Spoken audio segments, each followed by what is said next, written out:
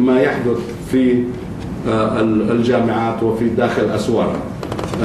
أنا أخذت وقتي أكثر مما أستحق، ولكن حبيت أن أنتهي خصوصا لوجود الإعلام ليسمعوا صيحة للحاجة للكثير من التغيير. وأنا أقول أن قيادة هذه البلاد تريد التغيير. هنالك مقاومة ولكن ليست من جانب سيد البلاد ولا من قيادة البلاد. هنالك مقاومة من جهات ومراكز كثيرة، ولكن أنا أعرف تماما أن جلالة الملك وجلالة الملكة يريدون التغيير لاتجاه التحول إلى التعليم المعرفي والتعلم المعرفي، ولكن علينا كلنا أن نقوم بهذا الجهد مشتركين، قادة فكر ومنظمات دولية وقطاع خاص وإعلام، لنطلق حملة. وبرجع بكرر، بتمنى على الإعلام أن يعطي موضوع تقنية المعلومات والاتصالات في التعليم اهتمام، ولو بزاوية صغيرة يومية أسبوعية، إذا مش صفحة. يعني موضوع هو مستقبلنا، وكل مستقبلنا مرتبط بهذا الموضوع. فأشكركم جزيلا وسامحوني أن طولت عليكم. شكرا لكم.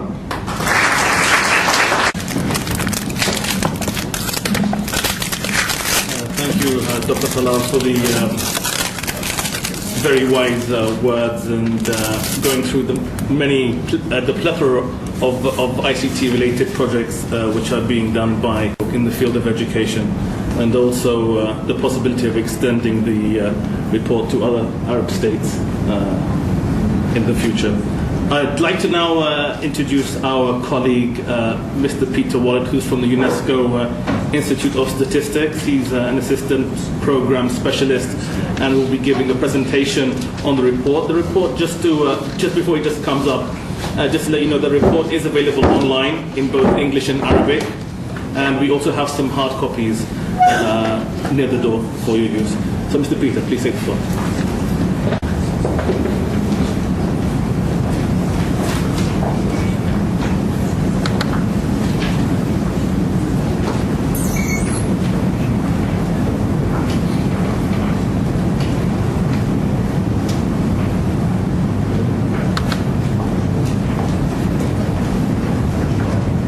How do we start the slideshow? This is Arabic interface. Let me try and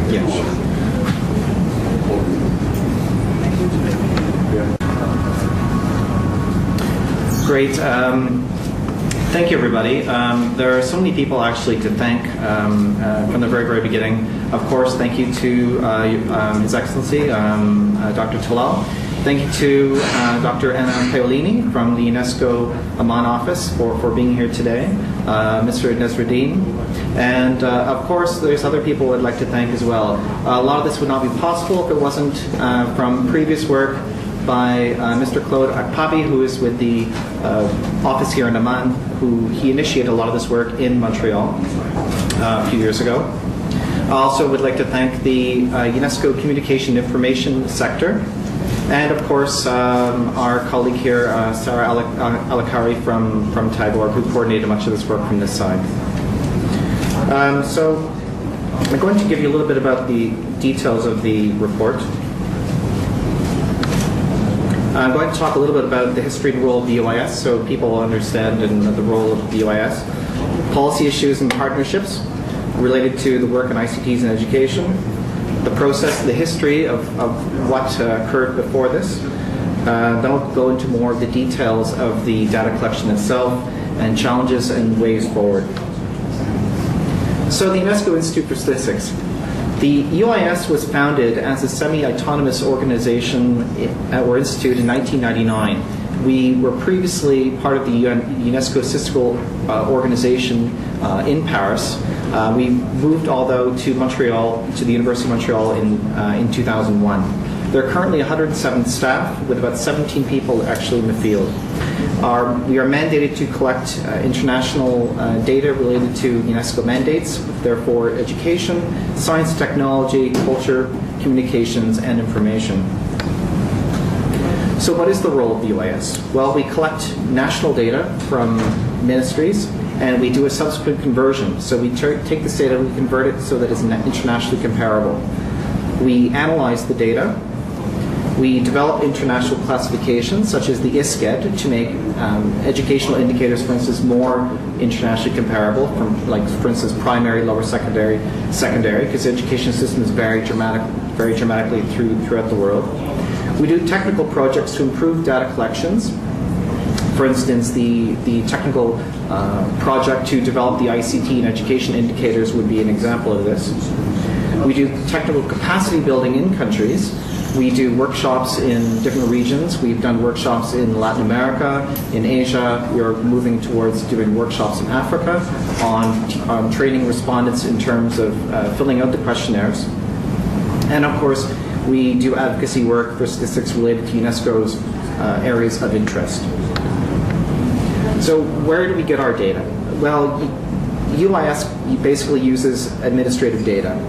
And they are official. They come from official national ministries and or EMA systems, censuses. The UIS works cooperatively with governments to maintain their own sense of ownership. So we want countries to maintain ownership of their own data.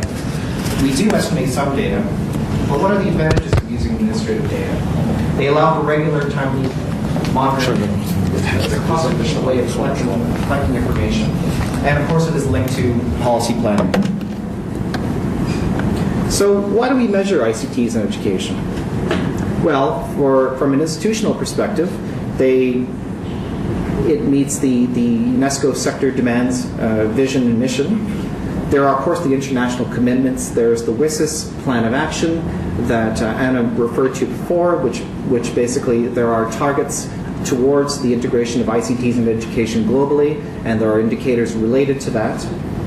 There, of course, we collect information to help monitor the Education for All goals, the Millennium Development Goals, and other initiatives such as the New Partnership for Africa's Development, NEPAD, the e-Schools Initiative, for instance, which requires the integration of ICTs in all schools and in internet connectivity. There are demands from the analytical community, and of course, we also collect data to meet the needs of the Partnership on Measuring ICT for Development, which is a group of agencies brought together which UIS is a member of in order to meet the demands of ICT's integration in different life spheres. So why do we measure ICTs in education? Well, beyond that, one of the main roles is that we want to guide countries in choosing education priorities and developing their policies. For instance, ICTs can help improve student learning and teaching related to educational reform.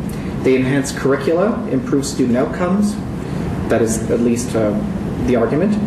They expand learning opportunities. They can provide education to groups in rural regions, perhaps people who are not already in school. They can enhance learners' employability, and of course, it's important for ICT integration in education with private partnerships. So ICTs are clearly rising in the education system internationally. Of course, in Jordan, through the JEI, the ICT innovation and curricular reform through public and private partnerships.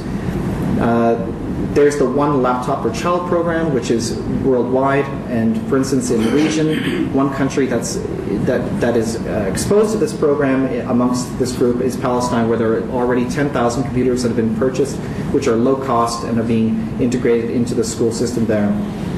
There are other projects in other countries, of course, Malaysia, Russia, Belarus, Kenya, several. This is not an exhaustive list, of course.